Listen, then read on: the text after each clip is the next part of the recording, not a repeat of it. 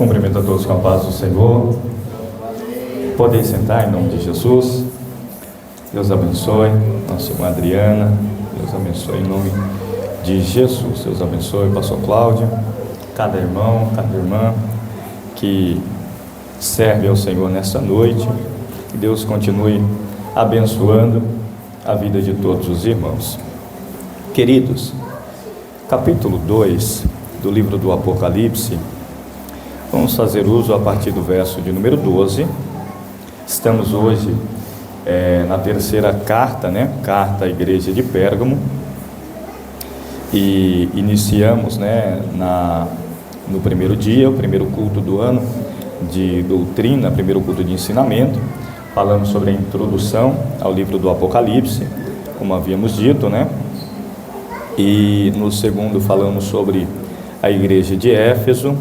Terceiro, a igreja que estava em Esmirna. E hoje vamos falar aqui, compartilhar com os irmãos, na terceira carta, a igreja que estava em Pérgamo.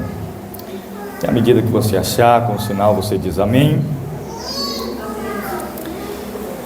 Capítulo 2 e versículo 12, está escrito assim: E ao anjo da igreja que está em Pérgamo escreve: Isto diz aquele que tem a espada aguda de 2 fios. Conheço as tuas obras, e onde habitas, que é onde está o trono de Satanás. E retens o meu nome, e não negaste a minha fé, ainda nos dias de Antipas, minha fiel testemunha, o qual foi morto entre vós, aonde Satanás habita. Mas algumas poucas coisas tenho contra ti, porque tens lá os que seguem a doutrina de Balaão, o qual ensina Balaque a lançar tropeços diante dos filhos de Israel, para que comessem dos sacrifícios da idolatria e praticassem a fornicação. Assim tens também os que retens a doutrina dos nicolaítas, o que eu também odeio. Arrepende-te, pois, quando não, em breve virei a ti, e contra eles batalharei com a espada da minha boca. Quem tem ouvidos, ouça o que o Espírito diz às igrejas. Ao que vencer, darei a comer do maná escondido, e dar-lhe-ei uma pedra branca, e na pedra um nome escrito, um novo nome escrito, o qual ninguém conhece, senão aquele que o recebe. E você diz amém. À medida em que olhamos para a particularidade desta igreja, com que Deus chama a atenção, é interessante observar que segue-se um padrão. Deus, através da pessoa de Jesus, fala com o pastor daquela igreja, lhe entrega uma carta. Nesta carta, contendo a apresentação de Cristo, como ele sempre se manifesta, tendo elogios e as críticas, de fato construtivas, que se houver mudança, haverá também a recompensa. E é interessante que no versículo de número 12, a Bíblia informa para nós que o endereço é a igreja de Pérgamo. E o Senhor, ele se apresenta como sendo aquele que tem a espada de 2 fios que sai da sua boca. E ele diz que não é apenas uma espada, mas é uma espada aguda, fazendo referência a uma espada romana, que era mais pesada, mais longa e muito bem afiada. E o Senhor faz questão de dizer que ela tem 2 fios, e que de fato é afiada para ambos os lados, que não tem para onde correr. Essa espada alcança, fazendo uma referência ao Cristo que conhece tudo, que conhece todos, que é aquele que tem 7 olhos de fogo e que nada escapa do seu controle, que aquele que não pratica as boas obras, que não alinha a sua vida com a palavra de Deus, um dia o Senhor requererá que esta pessoa preste conta e não haverá lugar para se esconder, porque o Senhor que tem a espada, Ele vai vir e efetuará juízo, e o Senhor se apresenta desta forma, de forma enérgica, para a igreja de Pérgamo. É interessante que quando o Senhor fala com o anjo da igreja de Pérgamo, é válido ressaltar para os irmãos que o nome dessa cidade chama-se Pérgamo e significa alto ou elevado, né? Fazendo alusão ao cenário, à situação geográfica desta cidade, que de fato ficava localizado no alto de uma colina. Então de longe dá para ver a cidade de Pérgamo, né? Para quem vinha ali via barco, via embarcação, de longe já vinha. E de fato esta cidade se chama alto ou elevado, fazendo alusão ali à sua localização geográfica, que ficava no topo de um monte. Quando o Senhor ele fala que Ele é aquele que tem a espada de 2 fios, quando a gente olha para todo o contexto bíblico sobre a simbologia profética das Escrituras Sagradas, quando a gente faz alusão à espada, espada representa castigo, espada representa guerra, e espada representa a própria palavra de Deus. Os irmãos lembram que quando o apóstolo Paulo, ele vai enviar a sua carta à igreja que estava em Éfeso, aos Efésios, no capítulo de número 6, ele faz alusão às armaduras do Espírito, e ele vem descrevendo ali uma armadura de um soldado romano, e ele fala que ele contém uma espada, e essa espada nada mais é do que a palavra de Deus. Bendito seja o nome do Senhor. É interessante observar que o Senhor faz alusão a essa espada.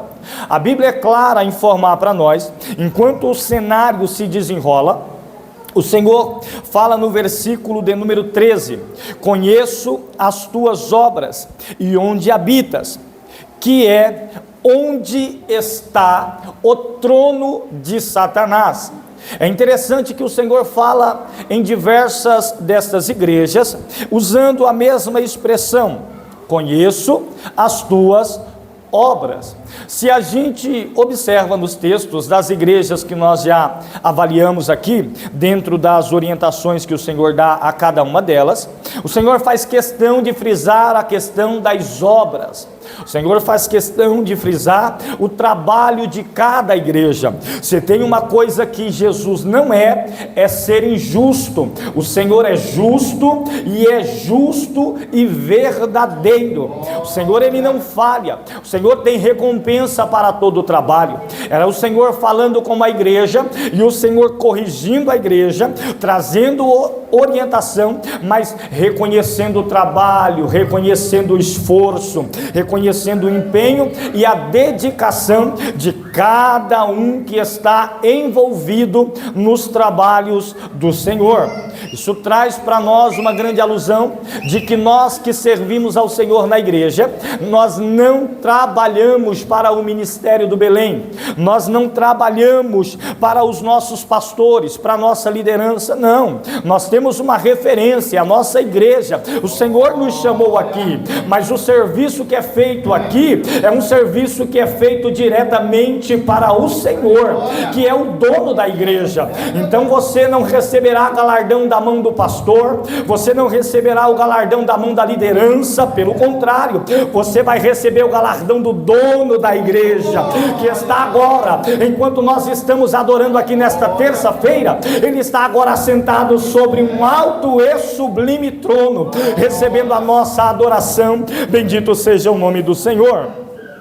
É onde muita gente se frustra no decorrer da caminhada, porque acha que está fazendo para o homem, quando na verdade nós temos que entender que nós trabalhamos diretamente para o reino de Deus, e somos representantes de Cristo aqui nesta terra. Então, se você está trabalhando na intenção de agradar ao Senhor, saiba que diante de Deus, a Bíblia diz que há um memorial, e todas as suas obras estão ali catalogadas. Talvez você até esqueceu, talvez o homem esqueceu, mas Deus não esquece do seu esforço, Deus não esquece do teu trabalho, Deus não esquece da sua dedicação. Jesus está dizendo, por menor que seja, por mais simples que alguém ache que é um trabalho na obra do Senhor, Deus está dizendo, há recompensa para o seu trabalho, há galardão para o seu trabalho,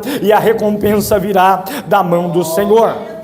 É isso que nós precisamos entender, porque se a gente entende isso, a gente não se frustra no decorrer da caminhada. É por isso que muita gente às vezes vem e vai embora. Por quê? Porque se decepciona com o homem, mas se a sua fé estiver firmada em Cristo, pode passar o vento, o homem pode te decepcionar, mas você permanece firme, porque você sabe que o seu galardão está na mão do Senhor. Bendito seja o nome de Jesus.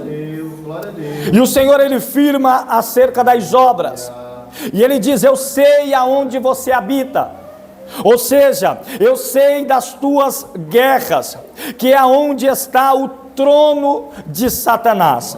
É interessante observar, e eu fiz questão de frisar isto aqui, o trono de Satanás. Quando vemos essa expressão Satanás, ou diabo, né? Ela tem aí as suas referências. Diabo nada mais é do que adversário. Satanás, caluniador ou acusador. Então o Senhor estava fazendo referência, eu sei que você está no meio dos acusadores, eu sei que você está no meio dos opositores. Às vezes a gente está aqui nessa terra e a gente sabe, a Bíblia é muito clara a dizer que o mundo jaz no maligno, que o príncipe deste mundo está aí para poder acusar, para poder se opor, na tentativa de parar o projeto de Deus. Mas eu faço alusão às palavras de Jesus, que as portas do inferno não prevalecem contra a igreja do Senhor. A Bíblia é muito clara a nos informar que eles estavam aonde? Aonde estava o trono de Satanás, é aonde o diabo exercia governo, porque trono fala de domínio, trono fala de autoridade, trono fala de governo, e a Bíblia é muito clara a informar para nós que a igreja que estava em Pérgamo estava situado exatamente aonde estava o governo de Satanás. A Bíblia é clara a informar isso para nós, que mesmo estando aonde o diabo governa, aonde o diabo domina, eles conseguiram ficar firme e reter a sua fé em Cristo Jesus, o nosso Senhor. E eles guardaram o nome de Jesus, não se corromperam, eles não cederam à afronta, à perseguição que foi instaurada contra os membros da igreja que estava em Pérgamo.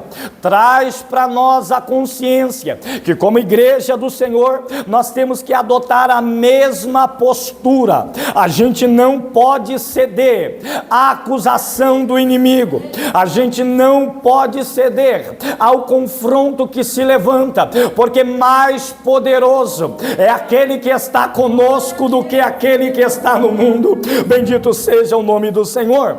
Foi o salmista que no Salmo 91, ele disse que ainda que se levante um exército, 1000 cai de um lado, 10.000 cai à direita, mas passaremos pelo meio cantando o hino da vitória, porque quem luta e peleja por nós é aquele que não perde batalha. Bendito seja o nome do Senhor. A Bíblia é clara a informar para nós que dentro desse cenário, havia o trono de Satanás. É interessante observar porque muitas interpretações ao longo da história foram feitas acerca do que se tratava diretamente esse trono de Satanás. Alguns intérpretes acreditam que a referência a esse trono de Satanás diz respeito a uma colina que havia por trás da cidade. E essa colina que ficava por trás da cidade, com altitude de 300 metros aproximadamente, com muitos altares voltados diretamente para a idolatria. Era composto de muitos altares a diversos deuses com D minúsculos, demônios, que eram servidos ali. Então, alguns intérpretes acreditam que trono de Satanás faz alusão diretamente a esta colina, que ficava por trás da cidade de Pérgamo, que havia vários altares dedicados para a idolatria. E ele diz nessa interpretação que o Senhor faz alusão, dizendo que a igreja que estava em Pérgamo estava situado exatamente aonde Satanás exercia domínio e governo sobre estas pessoas que praticavam o culto à idolatria. É interessante observar ainda que outros intérpretes acreditam que o trono de Satanás está sendo citado por causa da grande imagem, a grande estátua de Zeus, o deus da mitologia, que foi erguida com 34 metros de altura, uma suntuosa imagem que representava diretamente o trono de Satanás, porque aquela imagem era cultuada e era adorada naquela imagem, naquela cidade, como muitas outras divindades pagãs que eram adoradas ali. Mas é interessante observar que o Senhor, ele com clareza, ele diz: olha, eu sei que vocês habitam aonde está o trono de Satanás. É interessante observar que quando o Senhor, ele usa o verbo, ele diz que o trono de Satanás está. Para quem passou pela escola sabe que isso faz alusão, o verbo está, ele é passageiro. Eu vou repetir para ver se alguém entende, dá pelo menos um glória. O Senhor disse: aonde está o trono de Satanás, e estar é passageiro, é temporal. É o Senhor dizendo: olha, esse trono está aí, mas tem prazo de validade, porque daqui a pouco o Rei da Glória descerá, e esse trono será extirpado, e o nome de Jesus Cristo será glorificado. Bendito seja o nome do Senhor. Era Deus dizendo para a igreja de Pérgamo: resiste, mantenha a fidelidade, porque o reino que vocês servem não é passageiro como o reino de Satanás, mas pelo contrário, é um reino eterno, que quando acabar aqui na terra, terá continuidade nos altos céus. Bendito seja o nome de Jesus Cristo. Oh glória! E é interessante que o Senhor vai dizer para eles: mesmo vocês estando aonde está o trono de Satanás, vocês têm retendido, ou seja, retens o meu nome, e não negaste a minha fé. Ainda nos dias de Antipas, a minha fiel testemunha, o qual foi morto entre vós, aonde Satanás habita. Antipas, minha fiel testemunha. Simeão Metafrases, acho que é assim o nome desse historiador, ele escreveu um artigo falando sobre este homem aqui citado, por nome de Antipas. E ele disse que Antipas era o bispo da igreja que estava em Pérgamo, e por este bispo resistir à idolatria, não ceder à doutrina dos que seguiam a doutrina de Balaão, e nem a doutrina dos nicolaítas, este Antipas aqui, segundo a história, ele foi posto dentro de um touro de bronze, e ele foi cozinhado vivo, por não negar a fé em Cristo Jesus, o nosso Senhor. E Cristo vai citar Antipas, a minha fiel testemunha. É interessante que a palavra testemunha aqui, ela vai aludir para mártires no futuro. Jesus estava dizendo aqui: morreu por amor ao meu nome, morreu por amor ao evangelho e não negou a fé. Para este que morreu por amor a Cristo, Jesus está dizendo: os céus estão abertos para receber-te. Bendito seja o nome do Senhor.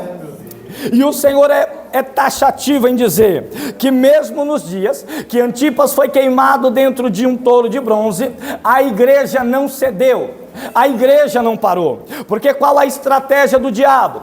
Nós vamos acabar com a vida de alguns para fazer de exemplos para outros. A estratégia naquela época, segundo o Império Romano, era pegar a liderança da igreja. Matando a liderança da igreja na frente de todos, eles tinham a noção que iria enfraquecer o corpo. Só que o império se esqueceu de que quem sustenta o corpo não é a liderança da igreja. Quem sustenta o corpo ainda é o dono da igreja. Bendito seja o nome do Senhor. Eu vim nesta noite lembrar você que a tua força vem do alto, que é Jesus Cristo quem te fortalece, que é o Espírito Santo quem te sustenta, que na hora da dificuldade é Ele que desce no teu quarto quando você ora, é Ele que te renova, é Ele que te preenche, é Ele que pega na tua mão e te coloca de pé. O Senhor é a tua força, o Senhor é o socorro bem presente na hora da angústia, e Ele veio te lembrar nesta noite, que nesta noite tem fortalecimento espiritual sobre a sua vida e sobre a sua história. Bendito seja o nome do Senhor.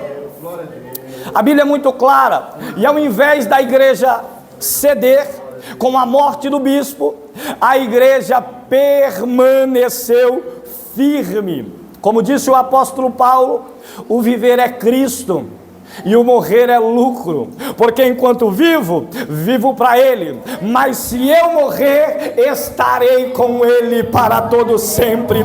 Bendito seja o nome do Senhor. A Bíblia é clara a nos informar.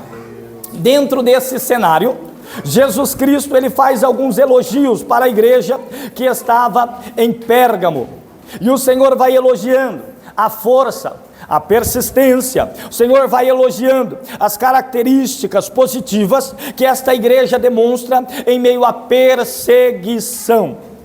A Bíblia é muito clara em informar para nós que no versículo 14 o Senhor vai dizer para ela: mas tenho algumas poucas coisas contra ti, porque tens lá os que seguem a doutrina de Balaão, o qual ensina Balaque a lançar tropeços diante dos filhos de Israel, para que comessem dos sacrifícios da idolatria e fornicassem.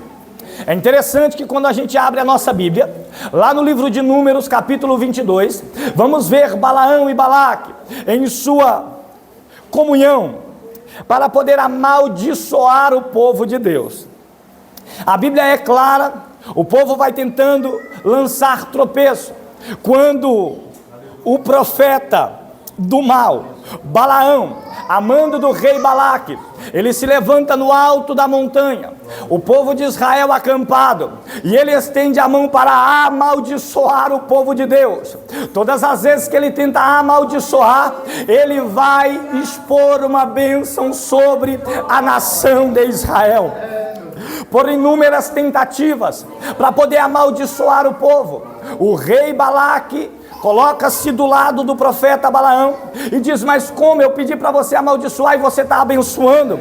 Ele vai expressar a seguinte palavra: como irei amaldiçoar um povo que Deus já decidiu abençoar? Bendito seja o nome do Senhor. Eu olho para a igreja e eu vejo o Senhor que já decidiu abençoar a igreja do Granja Ouro Peixe. Esta igreja é uma igreja abençoada não pelo homem, mas pelo Deus que decidiu abençoar. Bendito seja o nome de Jesus. Então vai para casa com esta palavra: a tua casa é uma bênção, a tua família é uma bênção, os teus negócios é uma bênção, os teus sonhos são uma bênção e são propósitos de Deus. Bendito seja o nome do Senhor. Oh, glória! E o Senhor ainda fala sobre a doutrina de Balaão. Qual era a doutrina de Balaão? Era lançar tropeço para os filhos de Israel.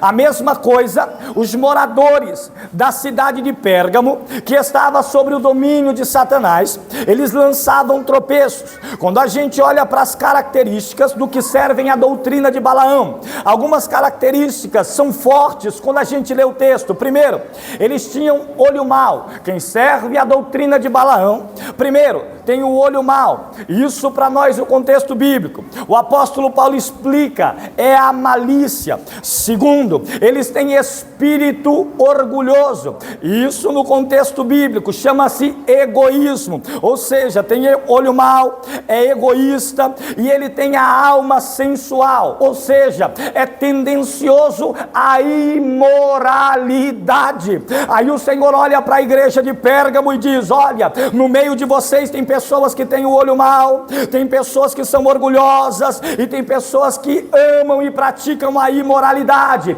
Igreja de Pérgamo, se afasta, retém a sua sinceridade, fica firme, porque daqui a pouco eu descerei para pelejar com a espada da minha boca. Bendito seja o nome do Senhor, porque isso não aprouve ao Senhor.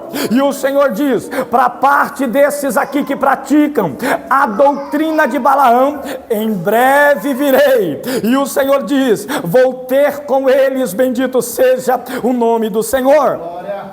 O Senhor também faz alusão no versículo de número 15: assim tens também os que retêm a doutrina dos nicolaítas, a qual eu odeio, diz o Senhor. Quem eram os nicolaítas? Os nicolaítas, eles são conhecidos como gnósticos. Qual é a característica forte desta doutrina, que é muito dita por aí? Quando a gente estuda sobre os gnósticos, a gente entende que eles são dicotomos. Qual é a diferença do dicotomo? A gente, como cristão, nós, como igreja do Senhor, acreditamos na tricotomia: corpo, alma e espírito, ambos que se separam. Os gnósticos, eles acreditam no dicotomismo, ou seja, na dicotomia. Eles acreditam que o homem só é feito de corpo e alma, entendendo eles e pregando assim, dentro da heresia deles, que o corpo e a alma, eles são distintos e não se influenciam. Ou seja, aquilo que eu faço no corpo não afeta a alma. Eles dizem que o corpo é mau por natureza e a alma é boa por natureza. E eles dizem, não importa o que você fizer no corpo, não contamina a alma já está garantida. Isso vai contra a palavra do Senhor. E Deus vem corrigir a igreja dizendo, não cai na armadilha dos nicolaítas, porque os nicolaítas diziam, a alma está garantida, o que eu faço no corpo não prejudica a alma, fazendo com que eles se desvaciassem em grandes deleites e vivessem nos prazeres carnais, da imoralidade, da sensualidade, da fornicação. E o Senhor vem repreender a Pérgamo dizendo, olha, vocês têm no meio de vocês a doutrina dos nicolaítas, que eles dizem que aquilo que faz no corpo não afeta a alma, mas diz o Senhor, em breve, olha, arrepende-te, quando não, brevemente virei a ti, e contra eles batalharei com a espada da minha boca, diz o Senhor. Oh glória, era Deus dizendo que ia mostrar para eles com as suas palavras que pecado é pecado, que o Senhor, ele não quer só a nossa alma, o Senhor não quer só o nosso coração, mas nós somos templo e morada do Espírito Santo. O Senhor quer o seu corpo, o Senhor quer a tua alma, o Senhor te quer por inteiro. Bendito seja o nome do Senhor. Oh glória! E os nicolaítas vinham lançando o tropeço, dizendo: a tal da expressão do século 21, não tem nada a ver, pode tudo, não tem problema, isso aí é coisa do passado. Temos que ser moderno. São umas expressões que o mundo tem e que a igreja está dizendo: aqui dentro a gente não quer, porque aqui o nosso manual não é doutrina de lá de fora. O nosso manual ainda é a palavra genuína do Senhor, é o nosso manual de fé, regra e prática, bendito seja o nome do Senhor. Porque a gente sabe que nesse livro aqui chamado Bíblia não contém a palavra do Senhor, mas são 66 livros que são a palavra do Senhor. Bendito seja o nome de Jesus Cristo de Nazaré. Oh glória! E eu finalizo aqui. O Senhor diz no verso 16: arrepende-te, pois quando não, em breve virei a ti, e contra eles batalharei com a espada da minha boca. Versículo 17: quem tem ouvidos, ouça o que o Espírito diz às igrejas. Ao que vencer, darei a comer do maná escondido. O Senhor faz uma proposta de recompensa. Sabe tudo isso que o mundo está oferecendo? Se você rejeitar a se assentar na mesa do pecado e a se deleitar com os manjares que o mundo lhe oferece, eu vou colocar você para se assentar na minha mesa, e eu vou servir para você do maná vivo que está escondido no céu. Bendito seja o nome do Senhor. Mas esse maná é só para quem rejeitar a mesa e os manjares do pecado. Bendito seja o nome do Senhor. Que a gente possa ser como Daniel, Misael e Azarias, Sadraque, Mesaque, Abidnego e Daniel, dentro da Babilônia. Eram jovens, mas eram jovens que tinham o Espírito do Deus vivo. Bendito seja o nome do Senhor. O rei da Babilônia, Nabucodonosor, chega, manda ali o chefe daqueles escravos e diz para eles: olha, tem manjar que está vindo da casa real. Esses manjares que eram oferecidos a ídolos, que eram apresentados para idolatria, foi colocado do bom e do melhor para aqueles moços se saciarem. E eles levantaram a mão e disseram: a gente colocou no nosso coração não nos contaminar com o manjar do rei, mas pelo contrário. Por quê? Porque um dia nos assentaremos à mesa do grande rei para poder celebrar com ele. Bendito seja o nome do Senhor. Se a gente carregar esta consciência, a gente não vai ceder aos pratos que o diabo colocar diante de nós. Oh glória! E o Senhor finaliza dizendo: e dar-te-ei uma pedra branca, e na pedra um novo nome escrito, ao qual ninguém conhece, senão aquele que o recebe. É interessante observar dentro desse cenário. Ele diz: eu lhe darei uma pedra branca.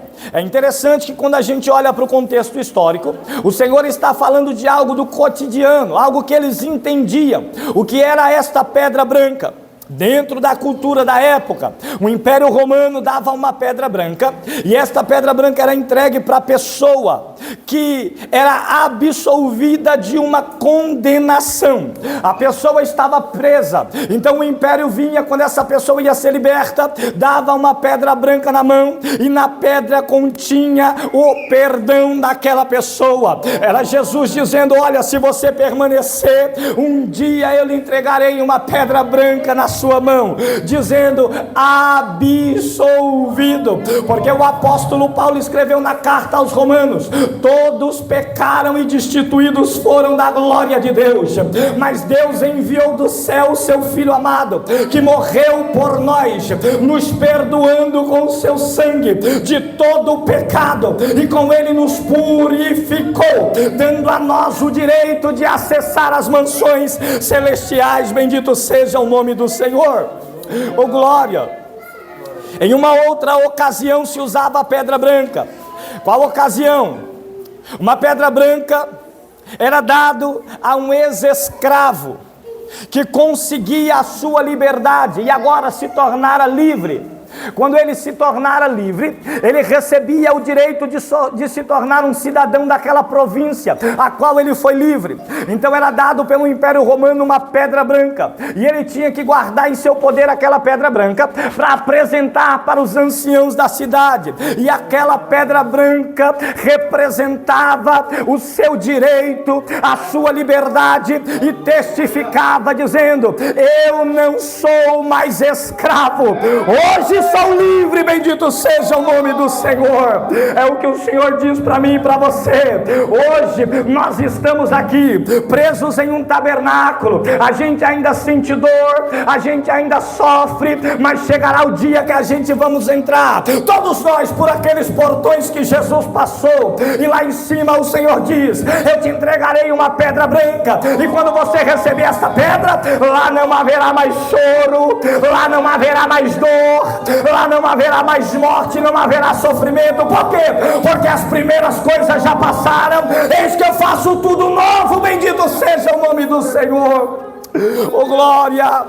É Jesus dizendo para mim e para você: sois livre, não é mais escravo do pecado, não é mais escravo do mundo, bendito seja o nome do Senhor. Oh glória! E uma terceira forma, o império dava esta pedra branca quando os competidores que venciam os Jogos Olímpicos naquela época, eles subiam em um pódio e eles passavam por uma espécie de tribunal, e esse tribunal não era um tribunal de acusação, mas era um tribunal de recompensa, porque assim é a cultura. E eles recebiam uma coroa de louros na cabeça e uma pedra branca. Subiu no pódio, o sinal de que ele venceu, uma coroa de louros e uma pedra branca lhe era entregue, dizendo: olha, você venceu, você superou todos os obstáculos, e está aqui a recompensa de vencedor, tu és campeão, bendito seja o nome de Jesus. Agora eu imagino eu e você chegando diante do Senhor, o nosso Deus olhando para mim e para você, colocando uma coroa na sua cabeça e dizendo: você venceu, você suportou as dificuldades, bem-vindo meu filho, entra para a alegria do seu Senhor, bendito seja o nome de Jesus. Oh, que dia maravilhoso, ah, que esperança gloriosa, que em breve chegaremos lá e receberemos do nosso Senhor a recompensa. Aí naquele dia você vai saber, valeu a pena não ceder para o pecado, valeu a pena resistir, valeu a pena não ceder para os pratos que o mundo me ofereceu lá fora, valeu a pena. Você vai ter tempo, a eternidade, para dizer para o Espírito Santo: obrigado por me ajudar, obrigado por não me desamparar, por não me deixar sozinho, valeu a pena esperar, valeu a pena resistir. Quem acredita e concorda com esta palavra, por favor, levanta uma mão para o céu e diz: salvo que exalta o nome de Jesus Cristo de Nazaré. Oh glórias! Eu sinto a graça do Espírito Santo aqui nesta noite. Eu sinto a graça do Espírito Santo aqui nesta noite.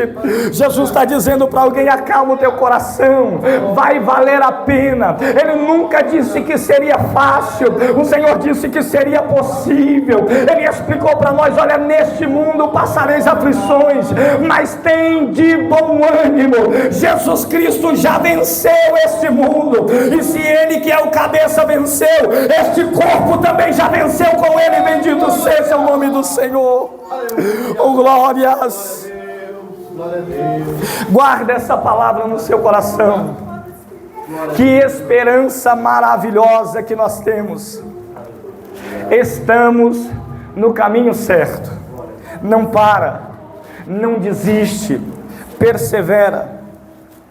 Vai ter dia que a nossa motivação vai estar zero, mas o nosso compromisso tem que estar 100%. Tem dia que a gente vai estar triste, vai ter dia que a gente não vai ter ânimo, vai ter dia que a gente não vai querer levantar da cama, vai ter dias que a gente vai caminhar sabendo que nós temos um compromisso com Jesus. A motivação está lá na mão de Jesus Cristo, é a nossa coroa de glória, é uma pedrinha branca que iremos receber da mão do Senhor.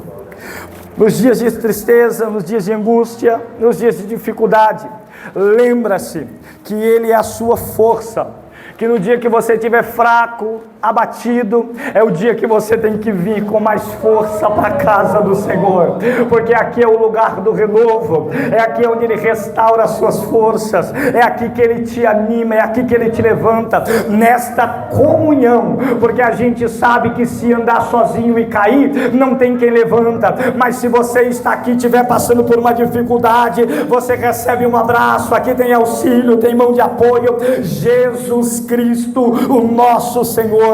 Bendito seja o nome de Jesus. Que o Espírito Santo possa continuar falando ao coração da igreja. Fica com essa palavra em nome de Jesus.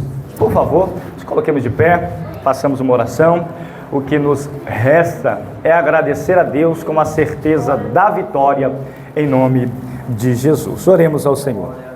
Senhor, nosso Deus e Pai, a Te oramos, Pai, nesta noite, sendo gratos, Pai, por cada louvor que aqui foi ministrado, Senhor, por cada oportunidade, Pai, que foi cedida neste altar, pela vida de cada um dos Teus filhos que serviram ao Senhor, Pai, no trabalho, na obra do Senhor. Deus, nos ajuda, Pai, a cada dia nos tornarmos melhores na Tua presença, a nos afastarmos, Pai, das coisas desta terra cada dia mais. Senhor, em o nome de Jesus Cristo, pedimos a Ti, Senhor, que o Senhor nos dê graça, Pai, para que nós possamos entender que temos um compromisso com o Senhor. Nos ajuda, Pai, a desfrutar da Tua presença gloriosa, em o nome de Jesus Cristo. Pai, leva os Teus filhos em paz, em segurança, da mesma forma que o Senhor trouxe, Pai, dê ao Teu servo, à Tua serva, Pai, uma noite de sono tranquilo, Pai, uma noite de sono reparador, e uma quarta-feira de bênção e de vitória. É o que nós pedimos agradecidos. Amém e graças a Deus. Levante as mãos ao santuário, que a graça do nosso Senhor Jesus, o grande amor de Deus, a doce comunhão e as consolações do Espírito Santo permaneça com todo o povo de Deus, não só hoje, mas para todo sempre. Você que crê e recebe diz amém. Está terminado em nome de Jesus. Não deixe de saudar o seu irmão com a paz do Senhor. Oh glória. Amém.